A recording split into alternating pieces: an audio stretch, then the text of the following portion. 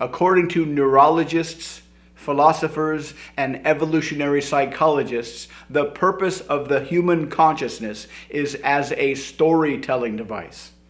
It doesn't choose what we do, it watches what we do, and it comes up with a story of why it, our conscious mind, thinks what we just did. A metaphor is that our conscious mind is the press agent of our unconscious mind, always spinning stories and putting spin on stuff to give a plausible explanation of why we did what we just did.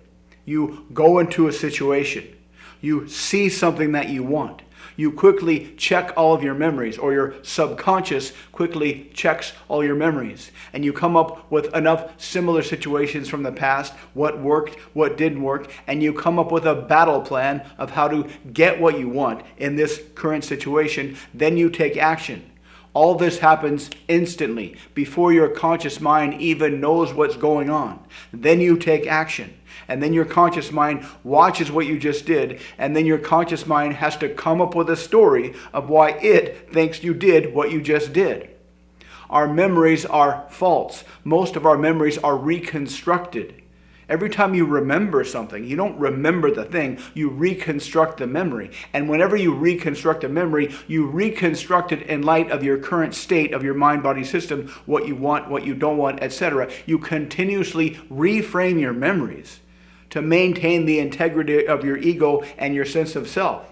When you first meet somebody and you fall in love with this person, you say to yourself, wow, this person is ideal. This person has everything that I want. But then later when you break up with that person, you say, haha, I always knew something was suspicious about that person. When you get into a relationship with someone and you're in that beginning romantic honeymoon phase, you think they're perfect and you have all these interests, all these hobbies, all these likes and dislikes that you never really had before. But because those things will make you more compatible with your dream lover, you believe you've always had these things. They do this experiment where they show a quick movie clip to test subjects, and within this quick movie clip is a car crash lasting just a few seconds. And then a week later, they get them back into the lab and ask them about the movie clip, including the car crash.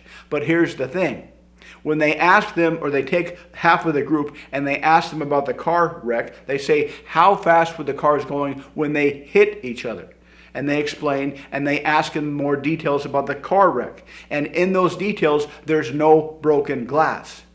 But in the second half, they do the same thing. Instead, they ask, how fast were the cars going when they smashed into each other?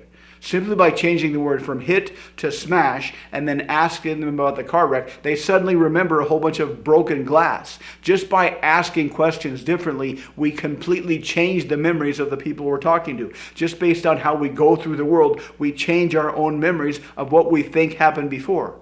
Our brains are a non-stop reframing ninja storytelling machine. This is fantastic. This is evolutionarily necessary. The only time this becomes a problem is when you try to persuade other people to do what you want. Because if you persuade other people using your own stories, it has a very, very low probability rate. A much better idea, if you want to persuade somebody, if you want to seduce somebody, is not to use your own stories, but to use their stories. How do you do this? It's very, very easy.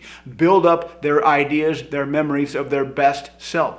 Build up their dreams of their best future. Put them in the best possible mental state possible. Elicit memories of the greatest decisions they've ever made. Elicit dreams and fantasies of their best ideal future they can possibly imagine. That will put them in the best ideal mental state, and they will see the world, including you, through their best story they've ever heard about themselves. The best story they've been willing to tell themselves. The best story they've allowed themselves to tell themselves, and they will see the world through this magnificent story, including you and whatever you want. This is a very easy way to persuade people. This is a very easy way to seduce people. So try this out. Turn off your own story just for a little bit, just long enough to build up their story, and they will do whatever you want. If you'd like to learn more, check out the links below. Thanks for watching. Please like, subscribe, and comment, and I'll see you next time.